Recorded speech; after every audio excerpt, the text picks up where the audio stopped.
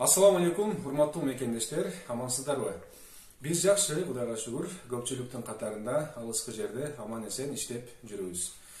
Бардык нерсенин башталышы жана аягы болгондой эле, биздин стажировкабыздагы аягына келип жетти. 1 март күнү башталган сапарыбыз кече күнү 18 апрелде соңуна келип, стажировкабыз бүттү. Учурдан пайдаланып, мага стажировкада устаттык кылган, өзүнүн болгон тажрыйбасы менен бөлүшүп, стажировканын жүрүшүндө мага мен билбеген көп нерселерди үйрөткөн Мирлан деген жигитке өзүмдүн терең ыраазычылыгымды билдирип кетмекчимин. Мирланга чын ден соолук, узун өмүр, бөйдө кысыктан сырт болуп, Кыргызстандан мага окшоп жаңадан жумушка келген жигиттерге устаттык кылып, наставник болуп, ушул өзүбүздүн келген жигиттерге пайдасын тийгизип, эли журтуна пайдасы тийген жигиттердин болуп жүрө беришине тилектешмин. Стажировкадан кийин кайрадан келип тест-драйв тапшырыш керек 90 градуска, андан кийин эко-важнениядан өтүш керек.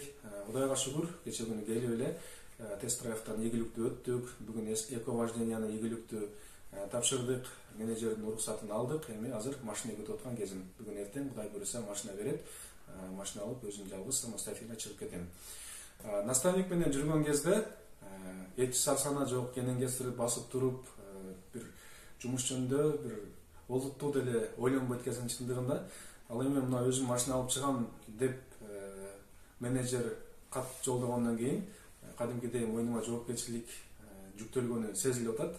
Бирок Мирландын өзүнүн сөзүн алып койгонмун. Эгерде жумуш боюнча кандайдыр бир түшүнбөгөн маселе болсо, любое время чалам десем, макул, любое время чал деген. Эгерде түшүнбөгөн маселелер болсо, Мирлан чалам. Элдин көзүнчө дагы айтып коеюн, трубканы албай жүрбөйүн. Ошол азыр рейске даярдык көрүп жаткан кезим, азык түлүгүмдү камдап, анда эмесе даярдык жөнүндө сиздерге бир аз маалымат берейин. Каденцияга чыгаардын алдында ар бир айдоочу ушинтип даярданат, азык түлүгүн камданып. Анткени азык түлүктүн баасы Германия, Франция, Испанияга салыштырмалуу Литва менен Польшада аябай арзан. Польшада жолдон токтогонго мүмкүнчүлүк кээде болуп калат, кээде болбой калат. Ошондуктан Литвадан камданып алып чыккан оң. Бул жерде эң керектүү азык түлүктөрдү ар ким өзүнүн табитине жараша ушинтип камдап алып, андан кийин рейске чыгып кетишет. Мисалы, ушул жерде турган азык түлүктүн жалпы суммасы 100 еврону түзгөн болсо, Германияда же Францияда ушул эле азык түлүк 170-150 еврону түзүп калышы мүмкүн. Ошондуктан бул жака иштейм деп, акча чогултам деп келгенден кийин ушундай үнөмдөөнүн жолун дагы караштырып коюшубуз керек, айдоочулар. Азык түлүктөр боюнча кыскача маалымат ушундай. Ал эми Кыргызстандан бул жака аттанып жаткан жигиттер үчүн дагы бир кулактарына күмүш сырга.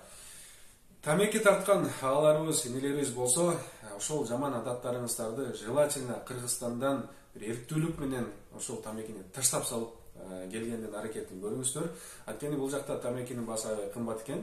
Мен өзүм тамеки тартпайм, бирок дүкөндөрдөн бааларын сурап көрдүм, для интерес.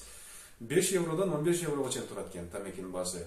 Бул деген сөз 500 сомдон 1,5 сомго чейин турат. Эгерде сиз бир күндө бир пачка тамеки чеккен болсоңуз, ошол 1,5 сомду Кыргызстанда үй бүлөңүз 2-3 күн жашайт. Мындайча айтканда, ошол үй бүлөңүздүн 2-3 күндүк азык түлүгүн сиз бир күндө түтүн кылып асманга учуруп жиберип атасыз деген сөз. Бул албетте жакшы эмес. Анда эмесе Европага аттанып аткан жигиттерге ийгилик, ооматыңыздарды берсин, амандыкта көрүшөлү.